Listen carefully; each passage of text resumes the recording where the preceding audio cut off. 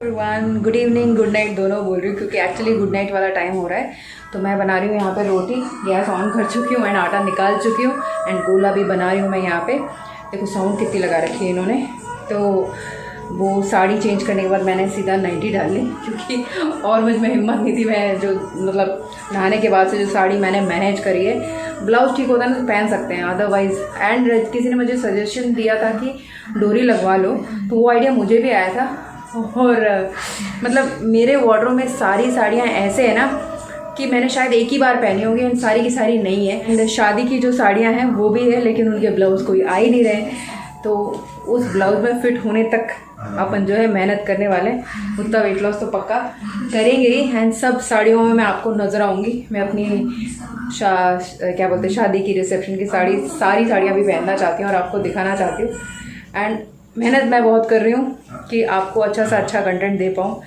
आप भी उसके हिसाब से मुझे अपना आशीर्वाद देते रहिए, पैर छू के। पैर किधर है आपके ठीक है, लोग का आशीर्वाद या आप लोग की दुआएं, जो मेरे वेल विशर्स है सब लोग की दुआएं हैं जो मैं हर रोज़ आप लोग के लिए वीडियो बना पाती हूँ। And to be very fair, क्योंकि ये यूट्यूब जो प्लेटफॉर्म है इट्स फॉर मॉनेटरी टर्म्स, कोई भी सोशल सर्विस नहीं करता है यहाँ पे। यूट्यूब से कोई इतना ज़्यादा भी पैसा मेरा तो नहीं बनता है क्योंकि मेरे व्यूज़ देख के आपको पता लग जाता होगा। तो जिनके मिलियंस में आते हैं they are really benefited by YouTube, जैसे कि फ्लाइंग बीस्ट वाले हो गए एंड मोस्टली सेन हो गए।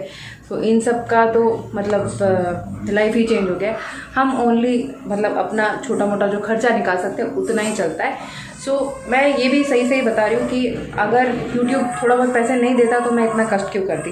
तो ये मेरे लिए भी है क्योंकि मैं अपने लिए इंडिपेंडेंट बनना चाहती हूँ। मैं ये नहीं चाहती कि मैं किसी के सहारे रहूँ कभी भी, बिकॉज फाइनेंशियली मैंने कोई कोटेशन भी देखा था, अगर वो होगा तो मैं पोस्ट करूँगी। मतलब थोड़ा सा क्लिपिंग था प्रियंका चोपड़ा का कि वॉट एवर इट इज़, चाहे आप कितने भी अमीर इंसान से आप शादी कर लो, चाहे वो कुछ भी हो, चाहे उसका स्टेटस कुछ भी हो, but after being you an individual आपको इंडिपेंडेंट होना बहुत ज़रूरी है फाइनेंशियली।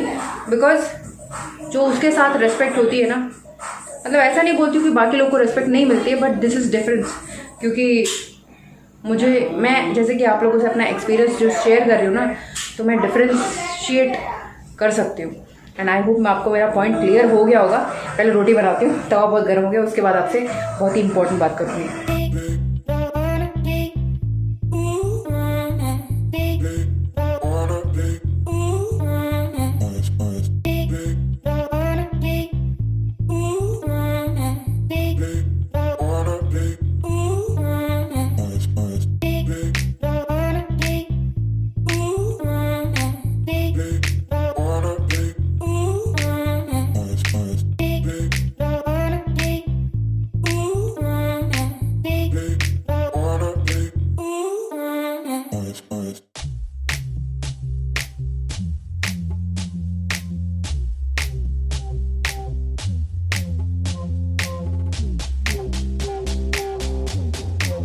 मेरी रोटी, 2 रोटी, दाल एंड बैंगन की सब्जी लेके आ जाती हूँ।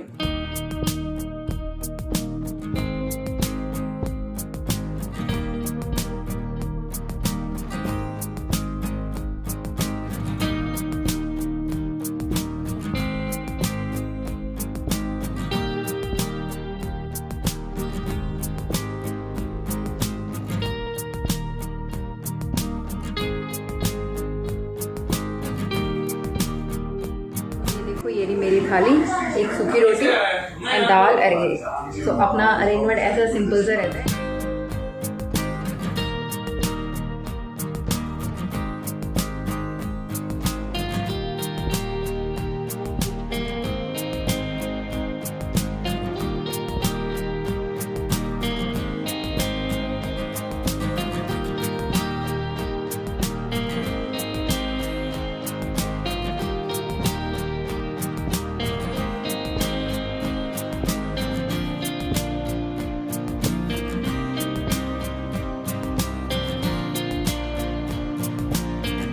डिनर हो चुका है एंड अभी थोड़ा सा मेकअप रिमूव करना है।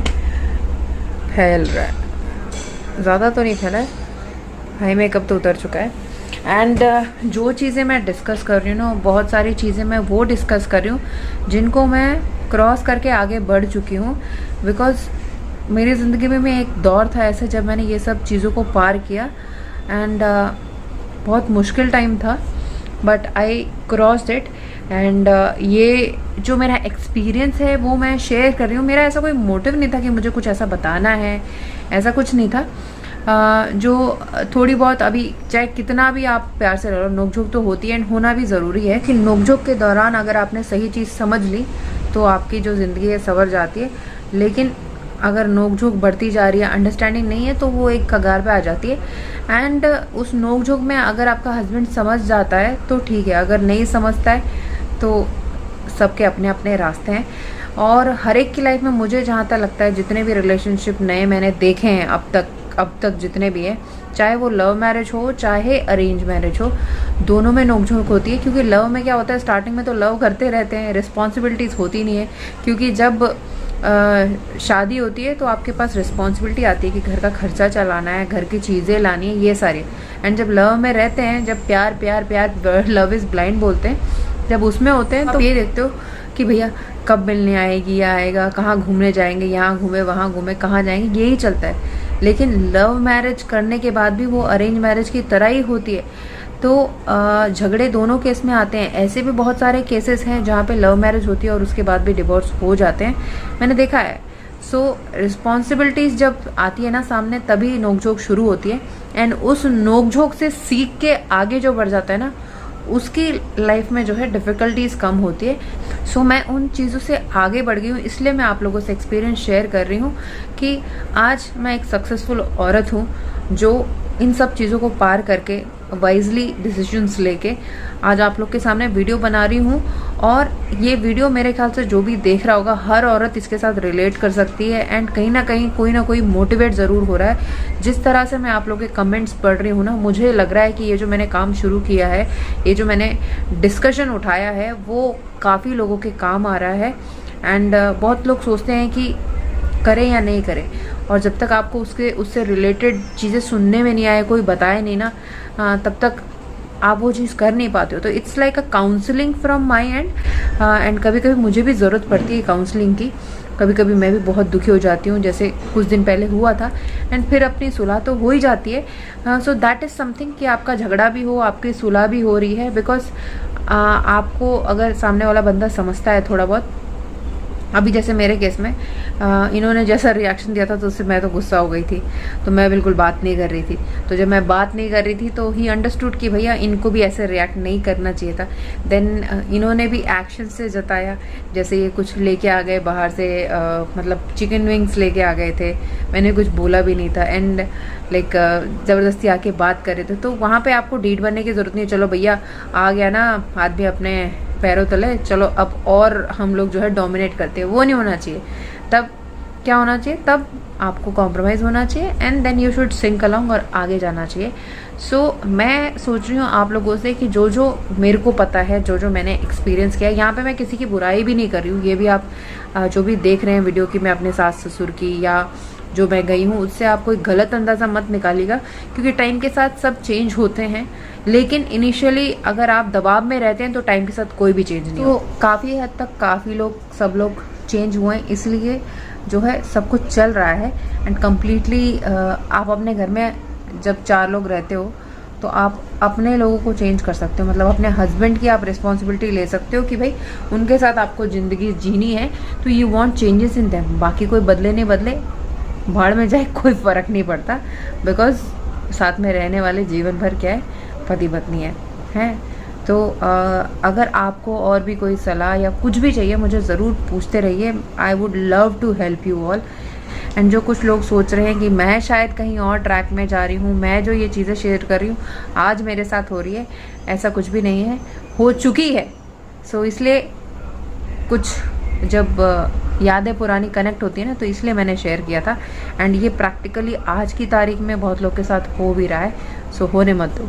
सोने के लिए जा रही हूँ एंड मैंने स्किन केयर पूरा कर लिया है। देखो कैसे चमक रही है ना स्किन। सो पूरा मेकअप है सब, वेरी गुड। सो मेकअप सब रिमूव कर चुका है। एंड मेकअप तो कुछ स्किन पे नहीं था, ओनली आँखों पे ही था। सो आँखें भी अभी साफ़ हो चुकी है एंड ये दाग मैक्सिमम इनविजिबल हो गया है ना, बट काफ़ी टाइम लग गया इस दाग को जाने में, है ना। पहले कुछ होते थे तो जल्दी चले जाते थे। चलो अभी सोते हैं। See you in the morning. Good night. Morning everybody. एकदम से सडनली साउंड स्टार्ट हुआ। हमने सोचा कि क्या है, ये बारिश हो रही है एंड धूप बिल्कुल गई हुई है। Let me show you.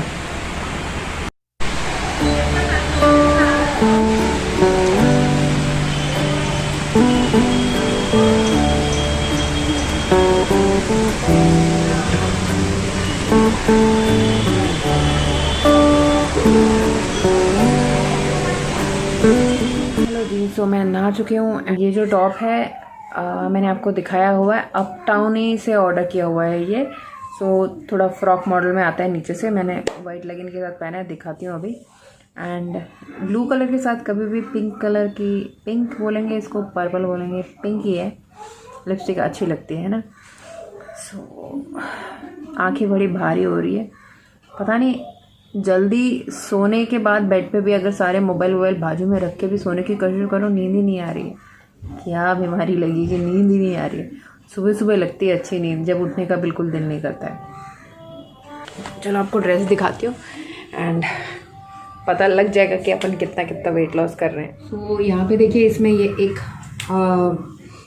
ये दे रखा है डोरी या बेल्ट टाइप की।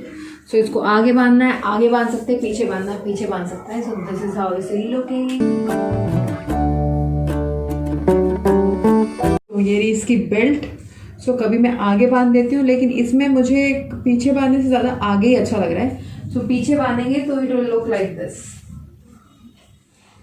सो पीछे कुछ उस तरह से दिख रहा है। मेरे को लग रहा है कि आगे बांधने से लुक थोड़ा ज़्यादा अच्छा लग रहा है ना।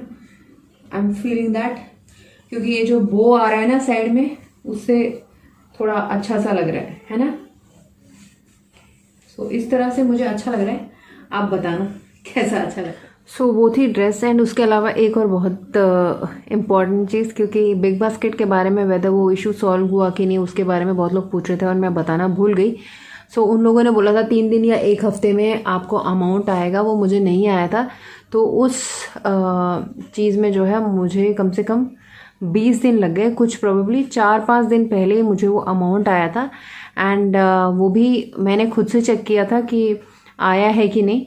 एंड देन क्योंकि उसके बीच में जब वो बिग बास्केट वाले भैया बार बार कॉल कर रहे थे तो मैं आंसर नहीं करती थी, बिकॉज अगर अमाउंट आना है या नहीं आना है मुझे तो पता नहीं है और मैं फालतू में एंटरटेन क्यों करूं करके। सो मैंने बोला अगर अमाउंट आ जाएगा तो मैं आपको मतलब बुला के दे दूंगी आपके पैसे करके, मैंने उनको बोला था।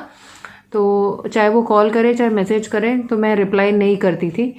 और जब मुझे अमाउंट आ गया, वो जब मैंने चेक किया, क्योंकि वो जो अमाउंट आया ना उसकी जनरली जैसे नोटिफिकेशन आता है कि आपका अमाउंट क्रेडिट हुआ है या डेबिट हुआ है, उसका तो वो भी नहीं आ रहा था। क्या चक्कर था, I don't know with that amount. So finally 4-5 दिन पहले ही मुझे वो रिसीव हुआ। मैंने चेक किया कि वो सेम अमाउंट जो डेबिट हुआ था पॉइंट्स के साथ आया है कि नहीं। तो खुद चेक करने के बाद जब मैंने हिस्ट्री चेक करी तो आया था। तब मैंने उस बंदे को जो है मैसेज करा कि आप आके ले लो। तो फिर वो दोपहर में आके लेके चले गया था। एंड कई बार और मेरे उस वाले वीडियो में बताने के बाद बहुत लोगों ने बोला कि उनके साथ भी ऐसा हुआ है और उनका अमाउंट वापस नहीं आया। तो अगर टेक्निकल इशू में क्या होता है, कोई गारंटी नहीं रहती कि आपका पैसा आएगा कि नहीं आएगा।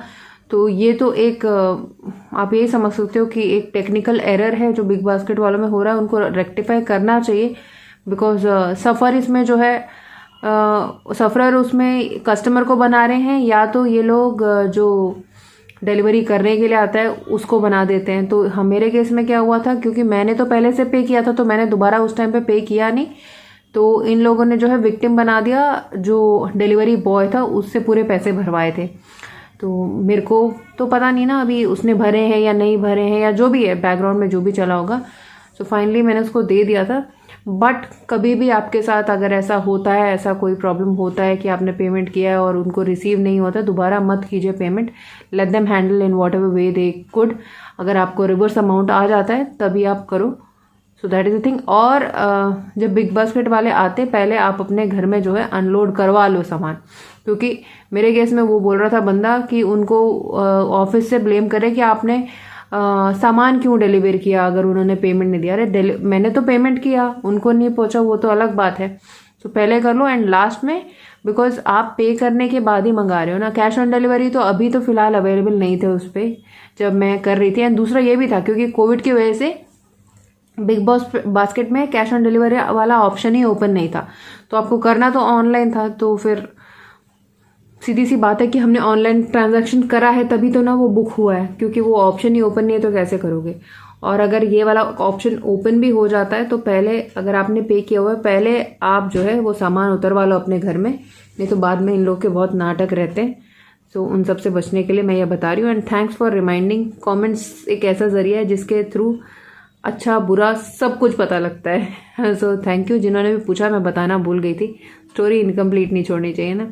एंड अभी थोड़े बहुत काम है वो कर लेते हैं।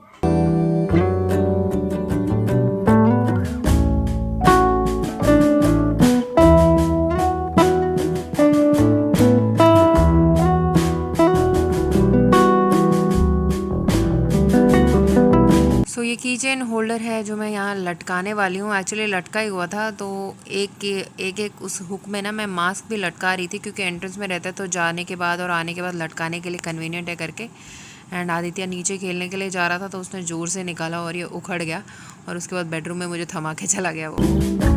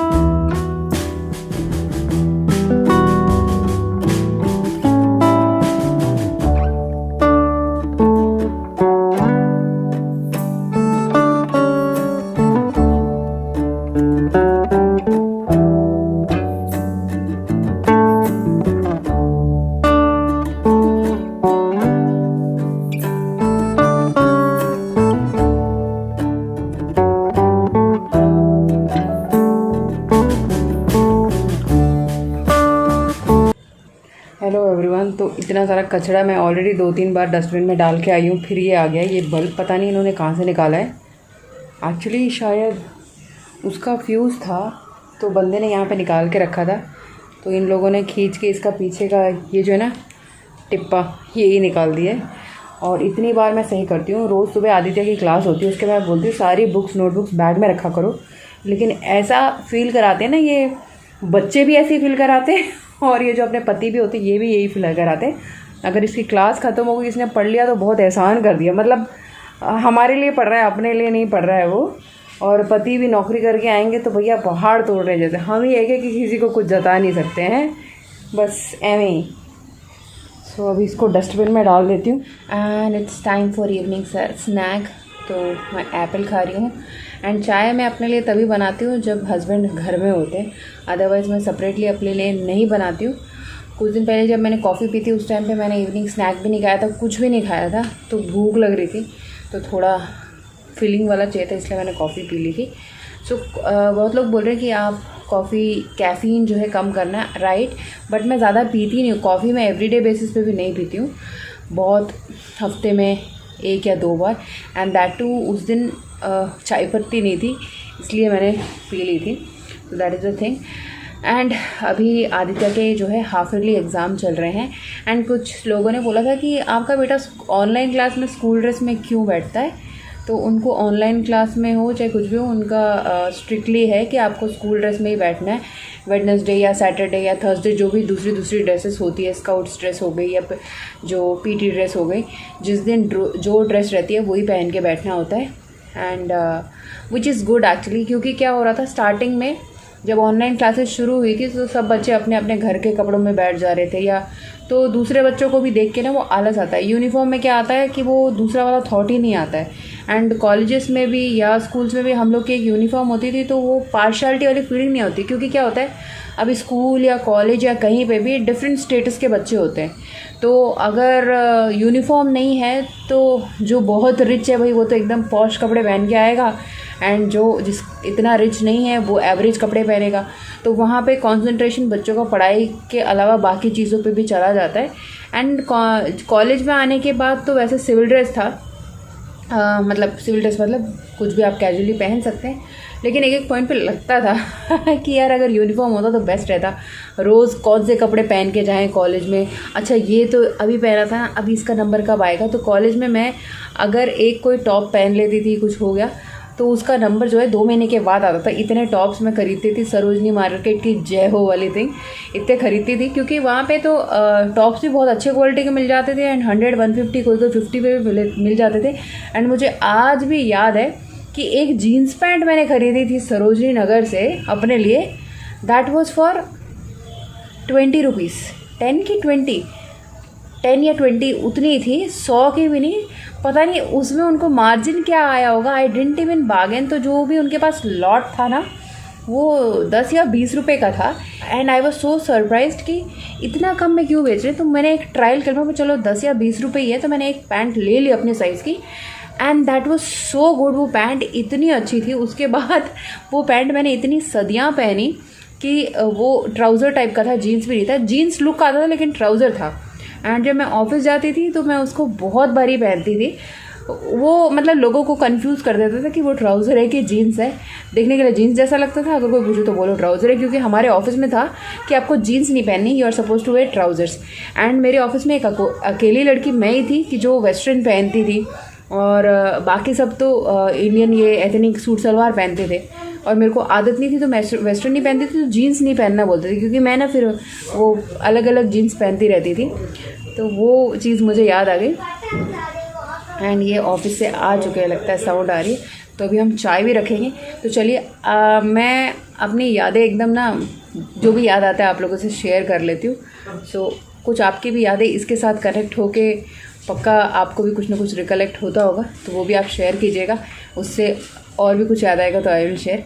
तो चलिए आज का वीडियो यहीं पे एंड करती हूँ और मिलती हूँ अपने नेक्स्ट वीडियो में। तब तक के लिए take care, bye bye. Like चिपका दीजिएगा।